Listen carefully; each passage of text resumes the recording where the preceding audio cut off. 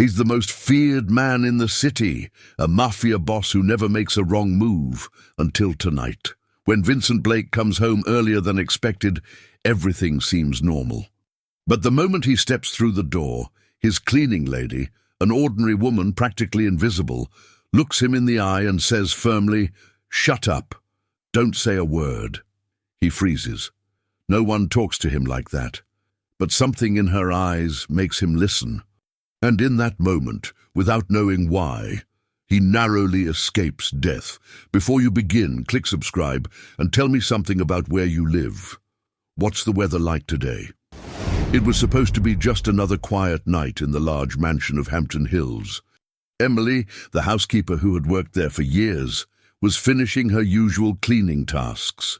The house was mostly empty, and she moved from room to room, wiping surfaces and collecting trash like she did every evening.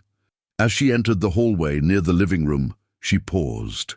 There were quiet voices coming from behind the door. She wasn't sure if she should get closer, but curiosity won. She stepped carefully, barely making a sound. Through the slightly open door, she saw 3 well-dressed men standing close together. They looked serious and tense. Emily stayed hidden behind the wall, listening. One of them whispered, "When he says cheers, we finish it."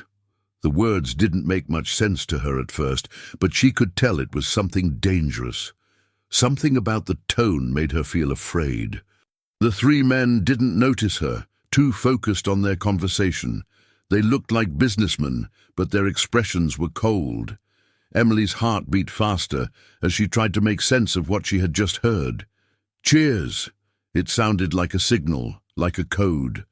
She backed away slowly, unsure if she should tell someone or leave quietly, but before she could decide, the sound of the front door opening made everyone freeze. Someone had arrived. The 3 men quickly stopped talking and tried to look normal. Emily stood still in the hallway, just out of sight. Then the man walked in. It was Vincent Blake. Emily recognized him instantly. He was the owner of the mansion, and not just a rich businessman. Rumors said he was the leader of a powerful criminal group. He wasn't supposed to be home yet. The way the 3 men looked at each other told Emily that something was very wrong. Vincent walked into the living room like he owned every inch of it, because he did. The other men greeted him politely, almost too politely, and offered him a drink. Emily, thinking quickly, stepped into the room as if she had been serving all along. She picked up a bottle and walked toward Vincent, trying not to let her hands shake. She smiled like everything was fine and poured his drink. Her mind was racing. She didn't know exactly what was going to happen, but she knew those men planned to do something when he said cheers. As Vincent raised his glass, she stepped closer and whispered quietly, "Don't say anything." Her voice was calm, but firm. Vincent looked at her, confused. She held his stare for a moment, and he understood something was off. He lowered his glass slowly and didn't say a word. The other men looked confused too, not sure what to do next. There was a long silence. Vincent, still unsure, but clearly suspicious, glanced at each of the 3 men. They were waiting for something, but now the moment had passed. The energy in the room changed. Emily stayed close, pretending to clean the table. She didn't want to draw more attention, but she also didn't want to leave him alone. Vincent slowly sat down and began to talk about normal things, avoiding any mention of a toast. The men tried to go along with it, smiling and nodding, but their plan had clearly failed. Emily could feel the tension in the room. Every small sound seemed louder. She kept herself busy, collecting empty glasses, wiping surfaces. Inside she was nervous, but she tried not to show it. She didn't know what would happen next, but she had done something important. She had stopped whatever they had planned, at least for that moment. Vincent finally stood up and said he was tired. The 3 men quickly agreed and said they would leave. Their smiles were fake, and their eyes kept watching him. Emily followed Vincent out of the room, walking behind him like usual. When they were in the hallway, and out of earshot, he turned to her and asked quietly, "What was that about?" She hesitated, not sure how much to say. "They were talking before you came in. Something about waiting for you to say, 'Cheers.' It didn't sound right." Vincent stared at her for a moment and then nodded. He didn't look surprised. "You did the right thing," he said. Then he added, "This changes everything." Emily didn't fully understand what he meant, but she felt the weight of it. She had been just a cleaner before, invisible to most people. But tonight, she had become someone important. From that moment on, nothing would be the same. Emily returned to her small room at the back of the mansion, but she couldn't sleep. She kept thinking about what happened. She had saved a man's life, maybe even more than that. But she had also become a witness, a person who knew too much. Would those men come back? Would Vincent protect her or use her? She didn't know. All she knew was that a simple act, a whisper in the right moment, had changed her life forever. She had stepped into a world much more dangerous than she ever imagined. She wasn't ready for it, but she didn't have a choice anymore. Everything started when she heard those whispers, and it all led to that 1 second when she leaned in and said, "Don't say anything." That moment saved a life, and marked the beginning of a very different future for Emily. Vincent stayed calm, but inside, he could feel something was wrong. Years of experience in dangerous situations had taught him to watch people closely. As he sat in his own living room, he noticed how the 3 men didn't act normal. They were not relaxed. They didn't laugh or talk freely. Instead, they stood still, watching him too carefully. Their eyes followed his every move. It was like they were waiting for something to happen. Vincent didn't say anything. He didn't want to give them a reason to act. He just smiled and talked as if everything was fine. He knew how to hide his thoughts. At the same time, he was testing them. He asked simple questions to see how they reacted. Their answers were short and fake. Vincent didn't know their full plan yet, but he was sure of one thing. Those men were not his friends. They were a threat. Emily stayed near the edge of the room, trying to stay unnoticed. She moved slowly and cleaned random objects just to keep herself busy. Her hands were shaking, and her heart was beating fast. She avoided eye contact with the men, afraid they might realize what she had done. She had warned Vincent, and now everything had changed. When the guests finally left the house, she let out a long breath. She quickly walked toward the back of the mansion and took out her phone. That's when it happened. A new message appeared on the screen. It came from an unknown number. It said only 4 words. "You made a mistake." Emily froze. Her face turned pale. Her hands began to sweat. She looked around but saw no one. Whoever sent the message knew what she did. That meant someone had been watching. She wasn't just a witness anymore. She was now a part of something dangerous.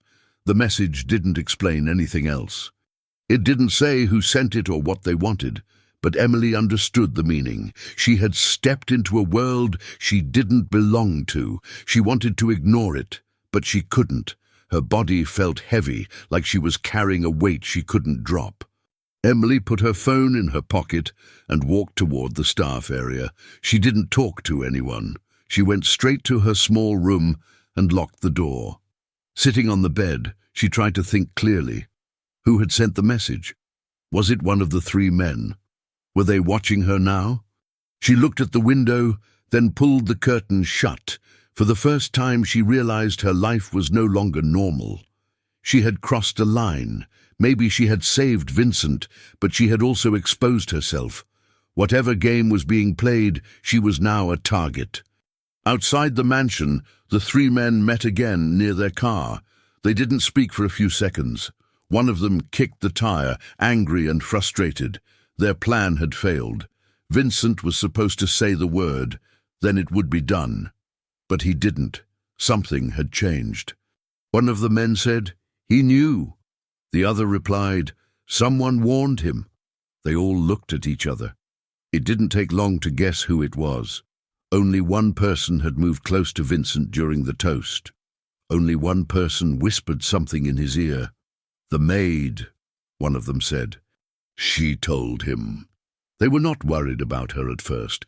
She was just staff, but now she was a problem. If she talked, everything could fall apart. The man in charge looked at the others and gave a short nod. "If we couldn't get him," he said, "we'll go after her." He looked through the security footage on his laptop. He rewound the video from earlier in the night. He watched as Emily stepped in and poured his drink. Then he watched as she leaned in and whispered something. He paused the video. His face was serious. He had many enemies, but he had not expected betrayal to come so close to home. Still, Emily's actions had saved his life. He owed her that, but he also knew this wasn't over. If those men were smart, they wouldn't give up.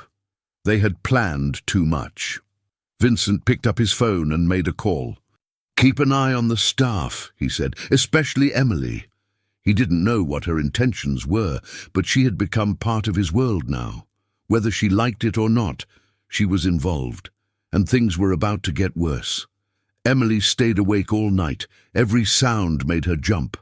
She kept checking her phone, but no more messages came. Still, the silence didn't make her feel safe. In fact, it made things worse. She knew those men were dangerous. If they knew she had warned Vincent, they would come for her. She tried to imagine what she would do if they showed up. Could she run? Should she hide? But no matter what plan she made, it didn't seem good enough. She was alone, and they were professionals. She sat near the window and watched the trees outside, looking for any sign of movement. She didn't sleep. She couldn't. Morning would come soon, but she didn't feel any relief. Her world had changed in one night. She used to be invisible. Now she was a problem for dangerous people, and she knew they wouldn't stop until they got what they wanted. Emily sat nervously in Vincent's private office. It was just him, her, and two of his most trusted men. The rest of the house was quiet. Vincent locked the door and asked her to explain everything. Her voice trembled a bit, but she spoke clearly. She told him what she heard the night before, the three men talking about a plan and the phrase they mentioned. "When he says cheers, we finish it." She said it was definitely about him. Vincent listened without interrupting. His face was serious but calm. He nodded slowly, confirming her suspicions. The welcome toast wasn't just a tradition, it had been chosen as a signal to kill him. He leaned back in his chair and looked at his men. "They were going to do it right there," he said. Before anyone could respond, the sound of gunfire exploded through the hallway. The attack had started. There was no more time to talk. Without hesitating, Vincent pulled Emily down to the floor. Bullets ripped through the walls of the office. Expensive furniture shattered. One of the bullets broke a glass cabinet behind them. Vincent grabbed Emily by the arm and dragged her behind a heavy wooden shelf. One of his men returned fire, while the other was already hit, lying motionless on the ground. The attackers moved quickly. From the sound of it, there were many of them. The lights flickered. The hallway outside was filled with shouting and running. Emily covered her ears and tried not to scream. Vincent handed a small pistol to his remaining guard and whispered, "Hold them back." He looked at Emily and asked, "Is there another way out?" She hesitated for a second and then nodded. She remembered something no one else knew, something from when she first started working in the mansion.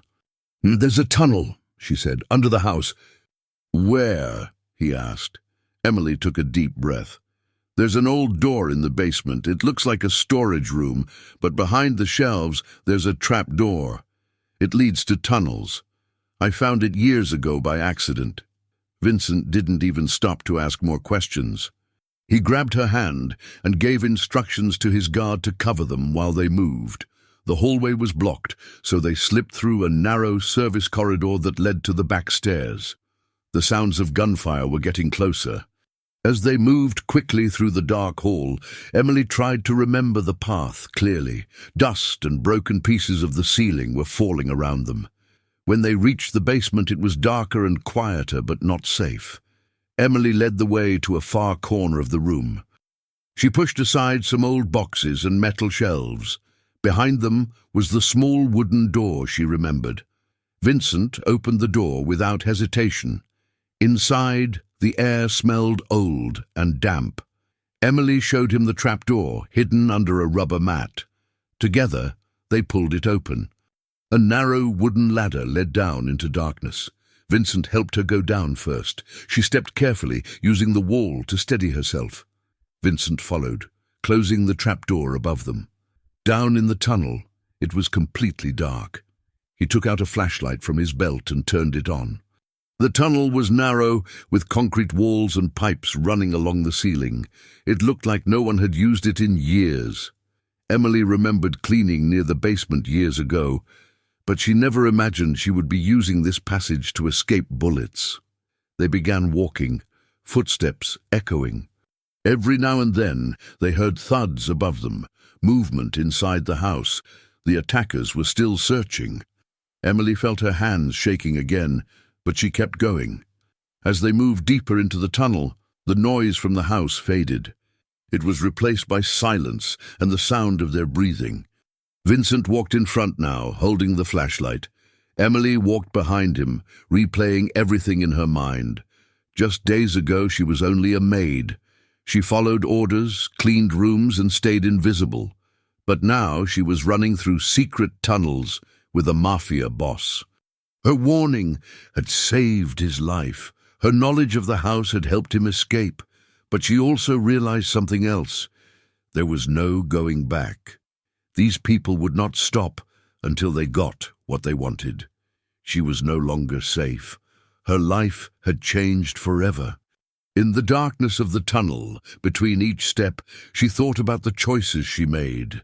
They had been fast and instinctive, but they carried consequences. She wasn't just part of this mess anymore. She was fully inside it. After walking for several minutes, they reached a metal door at the end of the tunnel. Vincent stopped and turned off the flashlight. He listened carefully. No sound. He turned to Emily and gave her a quick nod. "You did good," he said. "You saved my life." But they're not done. She already knew that. Her phone, the message, the looks from the men, all of it pointed to one thing: they would come for her.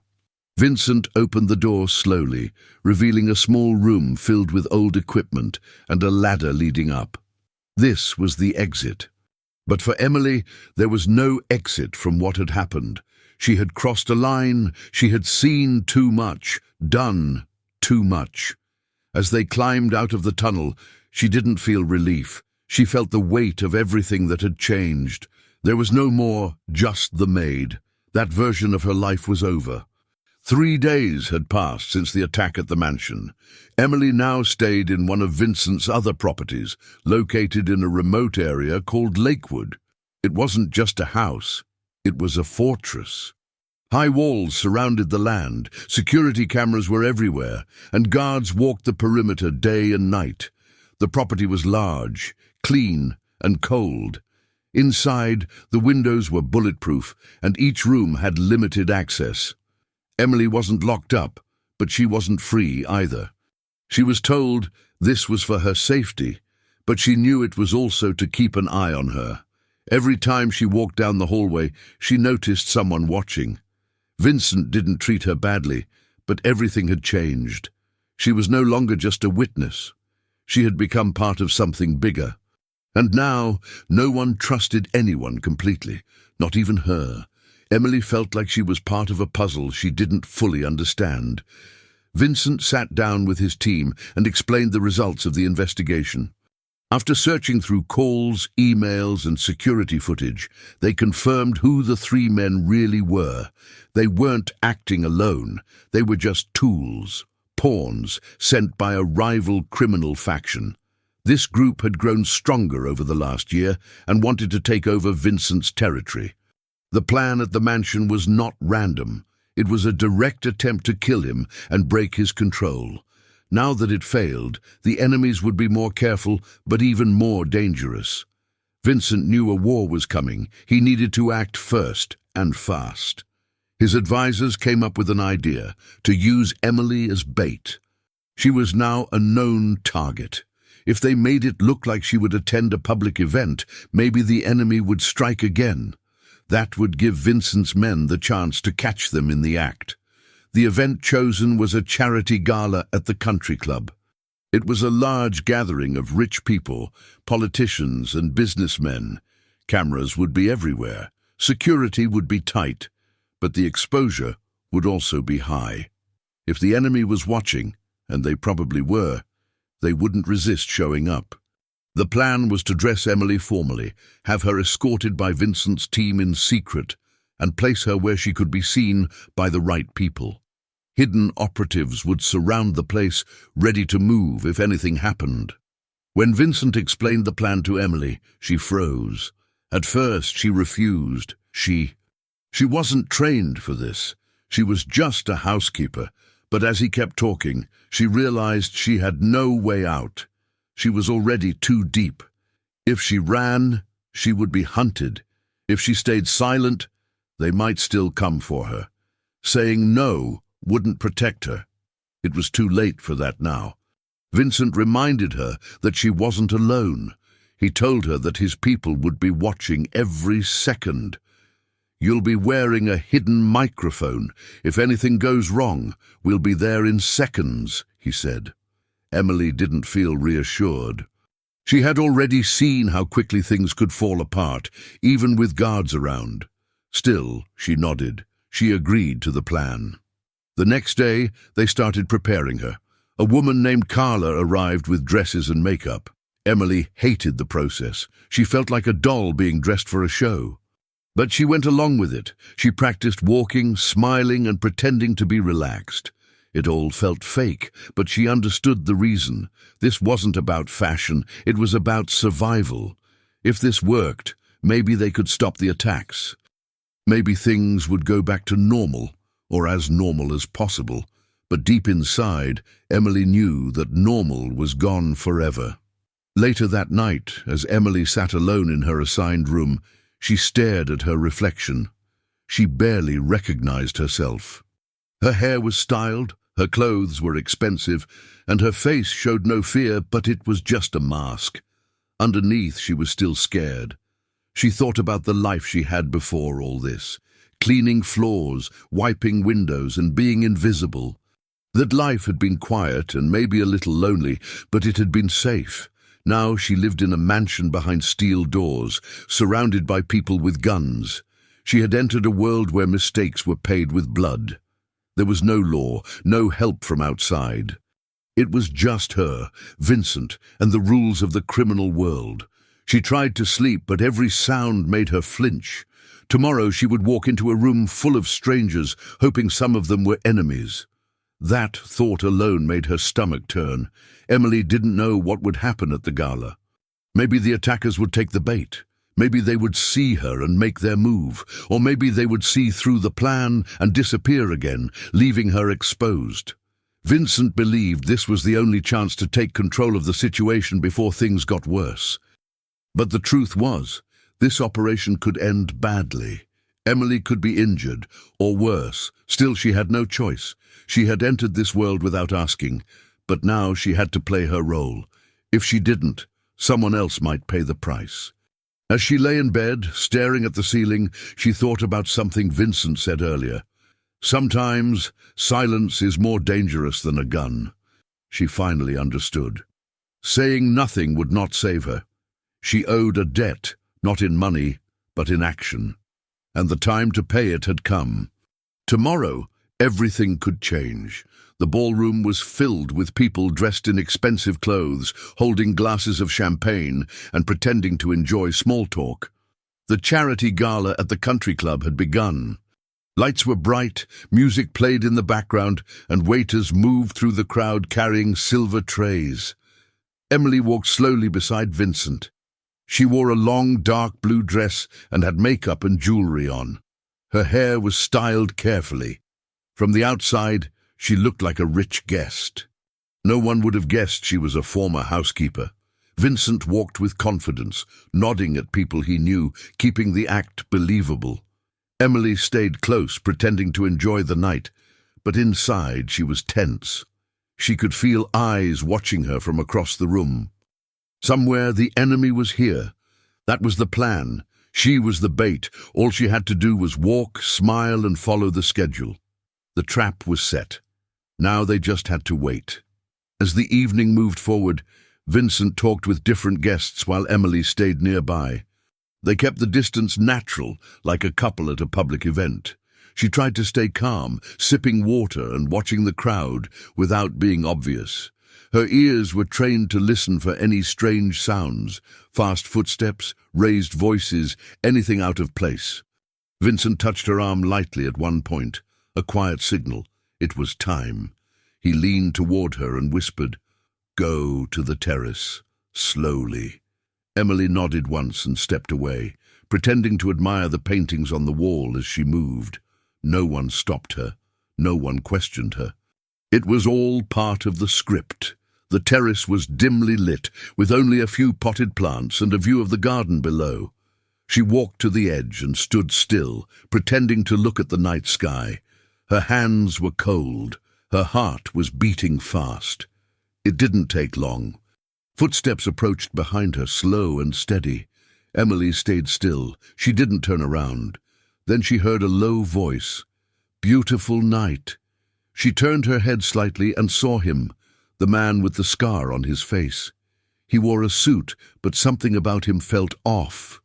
His eyes were sharp, his tone fake. She didn't answer. He stepped closer. "You don't belong here," he said, almost like a warning. Emily felt frozen, but she remembered her role. She had to stall. She looked down, then back at him. "Maybe," she said softly. He reached into his coat, and for a second everything slowed down. Emily's breath caught in her throat, but before he could pull out the weapon, everything changed. Armed men stepped out from the shadows. They had been hiding the entire time, waiting for the signal. Guns were raised. The man froze. He'd walked right into the trap. Vincent walked onto the terrace without rushing. His face was calm, almost bored, like he was just taking a walk. The scar-faced man didn't move. He looked around and realized there was no escape. Vincent didn't say anything. He didn't have to. The armed guards surrounded the enemy silently. Emily stood to the side, watching everything with wide eyes. No bullets were fired. No one screamed. It ended in silence. One of Vincent's men handcuffed the enemy leader. A second man took the weapon from his coat. The rest of the enemy group hidden among the guests had also been captured by other operatives throughout the event. It had all worked. The planning, the timing, everything had gone exactly as Vincent hoped. Emily's role had been the final piece. She was the one they followed. She was the reason the trap closed at the right moment. The operation was over, but something inside her still shook. Back inside the ballroom, the music continued, and the crowd remained unaware. The charity event went on like nothing had happened. Vincent returned with Emily at his side. She was still pale, but tried to act normal. One of the guards whispered in Vincent's ear, confirming the enemies were being taken away. Emily sat down at a nearby table, her hands shaking slightly. A waiter offered her a drink, and she accepted, using it as an excuse to stay still. People around them kept smiling, laughing, drinking. They didn't know that a war had just ended. Emily looked at Vincent. He gave her a single nod, a sign of respect. She had done what was asked. She had helped him win. But the feeling inside her was not pride. It was something else. She had been useful, yes. But in this world, being useful came with a price. She knew it wasn't over. Not really. As the event came to an end, and the crowd began to leave, Emily sat quietly in the back seat of the armored car. Vincent sat beside her, speaking quietly with one of his men. She stared out the window, not saying anything. Her mind replayed the moment the scar-faced man reached for his weapon. She wondered what would have happened if the timing had been just a second off. She had been the center of the operation, the reason it succeeded. But she also knew what that meant. Now she was part of this world for real. She couldn't go back to being just a housekeeper. She had seen too much, done too much. People in this life didn't forget. She had earned trust, but also responsibility and attention. She didn't ask for any of it. But now, whether she wanted it or not, she had it. And in this world, that never goes away. 2 weeks had passed since the gala. Emily was back at the original mansion in Hampton Hills, but nothing felt the same. She didn't return as just a housekeeper. She wasn't cleaning rooms or organizing supplies anymore. She had her own room now, much larger than before, with elegant furniture and expensive decorations. Guards at the door nodded respectfully when she walked by. Staff who once ignored her now looked at her differently. She had no specific job, but she wasn't free either. Every move she made was noticed. She couldn't leave the property without permission, and every conversation seemed to be watched. Emily felt like she was living in a golden cage. The days were quiet, but filled with tension. She had helped Vincent win a battle, and now she was being treated like someone important. But she also knew this new position came with expectations and rules that couldn't be broken. One afternoon, Vincent called her to his office. The room was filled with books, papers, and old weapons on display. He stood behind his large desk, serious as always, but with a look that was softer than usual. On the desk, there was a small box. Emily walked in, unsure of what to expect. Vincent opened the box and showed her a ring, silver, with the Blake family emblem engraved on top. It wasn't flashy, but it was heavy and meaningful. "This is for you," he said. "You're one of us now." Emily didn't speak at first. She looked at the ring, then at Vincent. "What does that mean?" she asked. "It means protection," he said. "It means respect. No one touches you now. But it also means loyalty. Total loyalty." Emily picked up the ring slowly. She knew what he was saying. It wasn't just a gift, it was a message. Her life no longer belonged only to her. She put the ring on her finger, and it fit perfectly. Vincent watched her closely. "This comes with everything," he continued.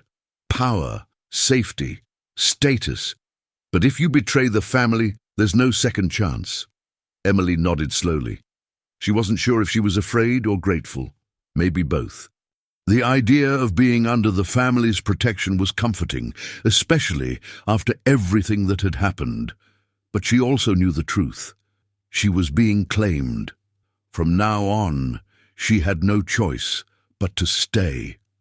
She couldn't leave, couldn't talk to outsiders, couldn't pretend this never happened.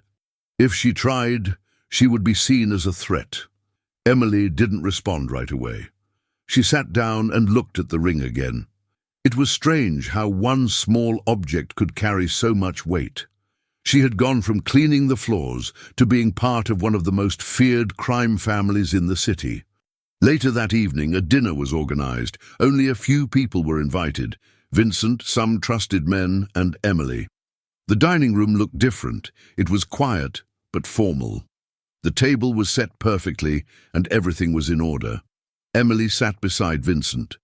She wore a simple black dress and the ring he had given her. No one treated her like a guest, but no one treated her like a servant either. She sat between two worlds. Vincent spoke about business, about territory, about trust. Everyone listened carefully. When the meal ended, Vincent stood and raised his glass. "To new beginnings," he said, looking directly at Emily. She froze for a moment, then reached for her glass.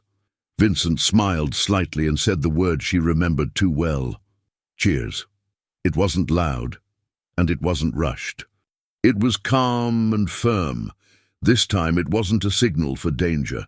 It was a signal of belonging. Emily clinked her glass gently against his. The sound was soft, but the meaning behind it was loud. That word, cheers, used to represent death. Now it marked her new place in the family.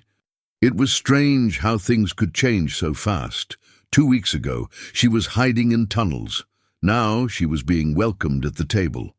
But even with the toast, the food, and the quiet smiles, she didn't feel relaxed. She knew she had value to Vincent. That was why she was still alive. That was why she had a room, a ring, and protection, but she also knew how quickly that could disappear. If she made a mistake or became a problem, everything could turn against her. Emily looked around the table. The faces were polite, but none of them were friends. They were soldiers, leaders, killers, and now somehow she was sitting among them. When the dinner ended, everyone stood and left in silence. Emily remained in the room for a few seconds, holding her empty glass. She thought about the journey that had brought her here, from overhearing whispers, to escaping gunfire, to being used as bait, to being honored at a private dinner. It was almost too much to believe, but it was real. The ring on her finger reminded her of that. She had crossed into a world with no return. Loyalty wasn't a suggestion now, it was the rule. Silence wasn't safety anymore, it was a demand. And walking away wasn't even an option. She stood up, placed her glass on the table, and left the room. Her steps were steady, her expression calm. But inside she felt the weight of it all. She had saved a Mafia boss, and in return they gave her a place in the family, whether she wanted it or not. And that's a wrap. I'm so glad you stayed with us all the way to the end. Thank you so much for watching. Let us know in the comments what you thought of the story, and tell us which part you liked the most or the least. If you haven't subscribed yet, now's the perfect time. See you in the next one.